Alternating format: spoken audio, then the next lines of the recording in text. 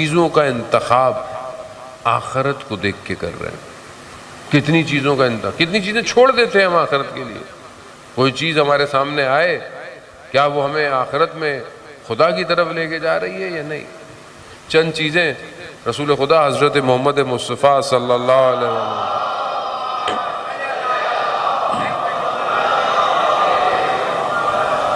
رسول خدا ارشاد فرماتے ہیں کہ اگر تم مجھے چند چیزوں کی ضمانت دو تو میں تمہیں بہشت کی ضمانت دیتا ہوں، جنت کی ضمانت دیتا ہوں. پہلی چیز جو رسول خدا فرماتے ہیں وہ کیا ہے کہ جب تم کوئی چیز بیان کرو تو جھوٹ مت بولو.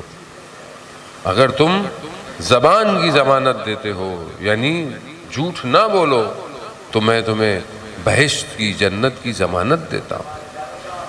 لیکن آج آپ کے معاشرے میں دیکھیں سب سے زیادہ مشکل سچ بولنا ہے.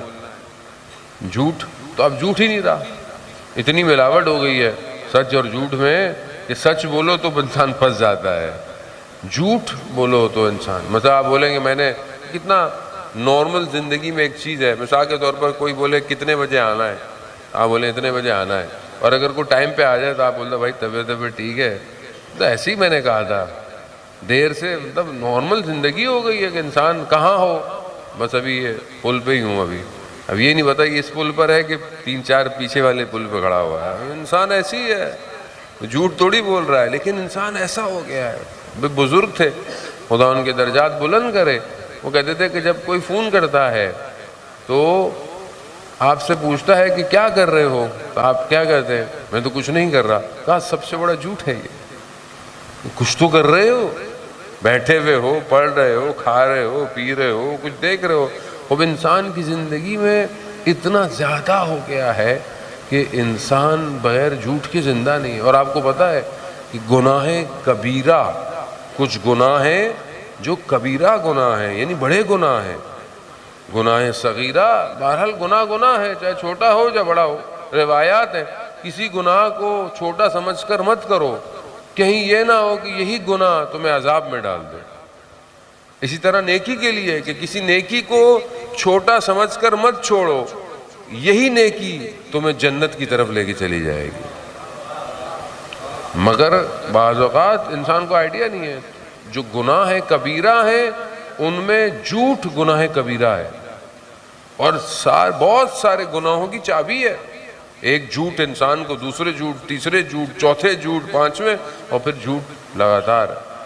روایات ہیں کہ جو جھوٹ بولتا ہے اس کے منہ سے ایک ایسی بو آتی ہے جو ملائکہ کو پریشان کرتی ہے. ظاہر ہے ہم لوگ تو خود گناہ گار ہیں، ہمیں تو وہ محسوس نہیں ہوتا کہ انسان جھوٹ بول رہا ہے یا سچ بول رہا ہے، ہمیں تو محسوس نہیں ہوتا.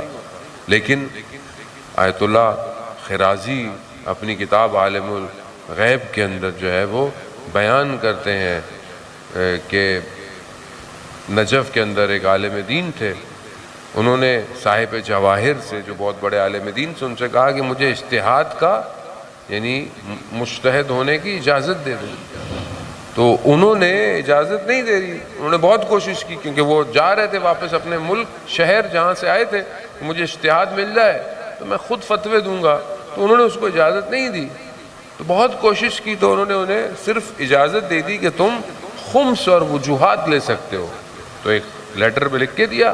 تو انہوں نے کیا کیا کہ اس کے اندر تصرف کیا، یعنی جہاں پر ان کو اجازت تھی اس کے اندر انہوں نے اجتہاد بھی ڈال دیا، یعنی ایک ورڈ اضافہ کر دیا. چلے گئے. اب جب گئے لوگوں کو پتہ چلا کہ بھئی مجتہد ہیں، لوگوں نے بڑا احترام کیا. جہاں جاتے تھے لوگ 2 ہاتھوں سے لیتے تھے سارا کام.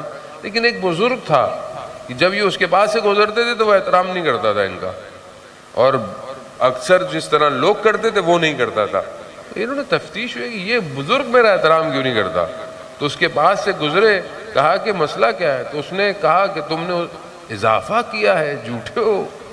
اب یہ پریشان ہو گئے کہ یہ بزرگ اس مقام پر ہے کہ جسے پتہ چل گیا ہے کہ میں نے کیا کیا. تو ایک دم اس سے پوچھا کہ آپ کو کیسے پتہ چلا.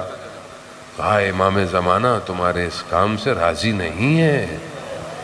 بس یہ جملہ سننا تھا تو اس عالم دین کو ایک ایسا جھٹکا لگا، انہوں نے سب کچھ ختم کر دیا اور گاؤں دیہاتوں میں جا کر صرف تبلیغ کرنے لگ گئے. یعنی ایک جھوٹ تباہ بھی کر سکتا ہے، اگر انسان اس کی اصلاح کر لے تو اسے بچا بھی سکتا ہے. رسول خدا یہی فرماتے ہیں کہ اگر تم جو بیان کرو جھوٹ نہ بولو تو میں تمہاری ضمانت دیتا